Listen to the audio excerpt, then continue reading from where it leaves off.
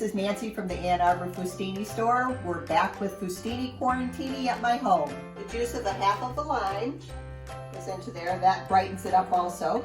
A little bit of salt and pepper, of course. Before we add that to the salad, take your lime and zest it. We'll add that to the coleslaw this is just bagged salad, bought at the grocery store. You can shred your own, you can slice it, whatever works for you. Put that fresh lime zest in.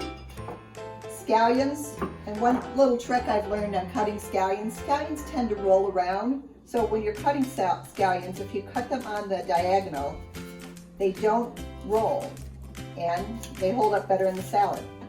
So that's just kind of my little trick to you. Nancy's tip of the day. So we'll put the scallions in with the rest of the coleslaw. I've already cut up some of the cilantro, fresh cilantro. If you don't have a pair of kitchen shears, these are fabulous for just slicing up the cilantro leaves.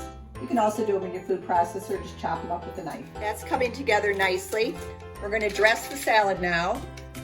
You can put as much or as little as you like. Coleslaw tends to really soak it up, so I start a little on the shy side, and then before I serve it, if it needs more, add more then. You'll think it's a little dry, but it's really not.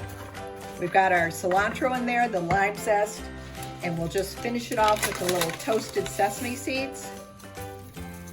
That adds a nice Asian flair to that. And there you go. We've got coleslaw tonight. Thanks a lot. I hope you enjoy the recipe.